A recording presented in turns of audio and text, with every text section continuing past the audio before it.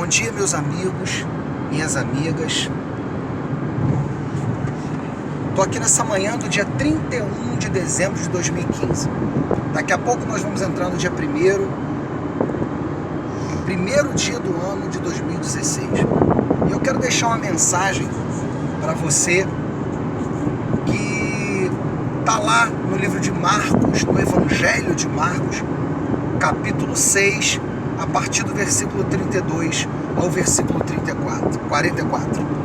E nessa passagem Jesus se retira com os discípulos para um lugar separado, distante, mas a multidão, vendo que eles se retiravam, acompanhou os discípulos e acompanhou Jesus. Chegando lá, Jesus começa a ensinar para essa multidão.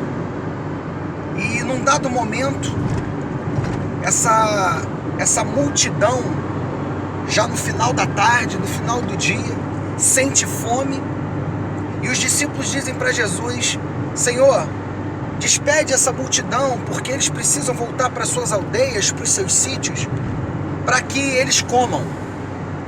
E esse lugar, por ser distante, não tinha nenhum lugar próximo que pudesse vender. Jesus ainda cogita a hipótese dos discípulos darem de comer para eles, mas existiam dois problemas. 200 denários seriam necessários para que se comprasse comida para aquela multidão. Era uma multidão de mais ou menos 5.000 homens, fora mulheres e crianças, porque nessa época não se contavam as mulheres e as crianças. Enquanto quando se fala em 5.000, 7.000, sempre fora mulheres e crianças. Deviam ter aí aproximadamente em torno de 12 a 13 mil pessoas naquele lugar.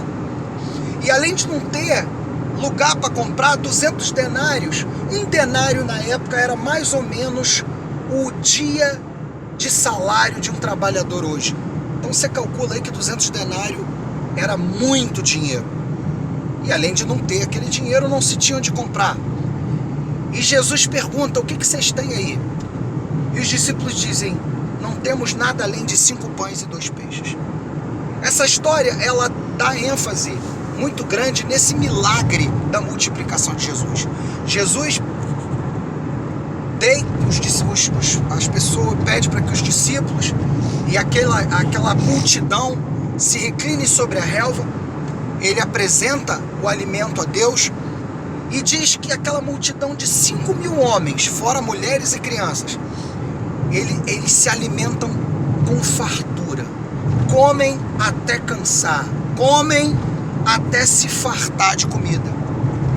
Mas eu quero trabalhar e deixar a mensagem para vocês agora nessa manhã sobre o que vem a seguir. Diz que todos comem, todos se fartam, inclusive os discípulos. E o primeiro ponto que eu penso sobre isso é que você imagina, eu não sei se você que está ouvindo essa mensagem nessa manhã é garçom, ou trabalhou em algum bar, ou trabalhou em copa, ou servindo em festa. Eu trabalhei quando era mais novo em algumas festas, e você sai com a bandeja para servir aquela galera que está lá fora, 100, 200, 300 pessoas, como eu já trabalhei em alguns eventos, servindo 200, 300 pessoas. Você imagina servir 12, 13 mil pessoas, tá? E certamente deu muito trabalho para servir aquela multidão. De outra forma, passando esse primeiro ponto, eu penso da seguinte forma: o texto diz que depois que todos comeram e se fartaram, sobrou.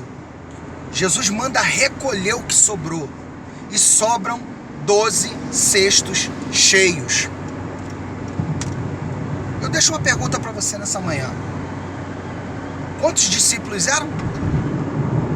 12, né? Pois bem, diz que são recolhidos 12 cestos cheios. E isso me faz pensar duas coisas. Se Jesus era o Filho de Deus, por que ele mandou recolher? por que ele não deixou para lá? E se precisasse de comida no dia seguinte, ele faria. Pediria ao Pai, o Pai faria outro milagre. Esse é o primeiro princípio que eu quero falar com você nessa manhã. A nossa vida, ela precisa ter planejamento, mas precisa ter economia. Nós precisamos saber economizar também para o dia de amanhã. Diferente do que o povo viveu no deserto, no tempo de Moisés, que a comida, que o maná que os anjos traziam era para aquele dia. E no dia seguinte, os anjos traziam novo alimento, novo maná, para que Deus provasse o sustento dele para aquele povo que ele havia livrado do Egito através da vida de Moisés a cada dia. Era um contexto diferente. Mas nesse contexto, Jesus ensina o princípio da economia, do guardar para amanhã, do não gastar tudo hoje. Hoje nós vivemos um momento de consumismo extremo, em que nós não valorizamos aquilo que temos, mas valorizamos aquilo que está na loja, aquilo que queremos comprar. Esse é o primeiro princípio que eu quero deixar para você nessa manhã. O segundo princípio é um princípio de servidão. Aqueles discípulos serviram a mais ou menos 12 ou 13 mil pessoas naquele lugar. E diz a palavra que sobraram 12 cestos cheios, que certamente eles puderam comer numa outra oportunidade no dia seguinte. Quero deixar uma outra mensagem para você nessa manhã. Jesus veio para servir. Que nesse ano de 2016 você aprenda a servir também o seu próximo, a sua família, a sua esposa, seus filhos, os seus amigos. Nós precisamos aprender a servir com alegria, porque quando servimos com alegria, o Senhor nos dá em dobro.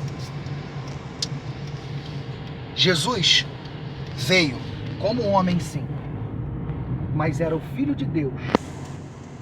A ele foi dado todo o poder aqui nessa terra, mas ele mesmo foi um homem. Eu digo homem porque ele veio como homem, que chegou aqui nessa terra e serviu o tempo todo. Jesus foi aquele que veio e lavou os pés dos discípulos. Quero deixar essa mensagem para você nessa manhã. 2 princípios. O princípio da servidão, do servir, e princípio da economia. Deus abençoe, que 2016 seja um ano abastado, seja um ano rico das bênçãos do Senhor na tua vida. Se você quiser ouvir mais uma vez essa mensagem, ou ouvir outras mensagens que possam edificar a sua vida, dá um pulinho lá no meu canal. O canal é Carlinhos Pitbull, Carlos Costa, e tá lá na playlist Edificando. Lá você vai encontrar algumas palavras, alguns pensamentos que com certeza vão edificar a sua vida. Beijo no seu coração.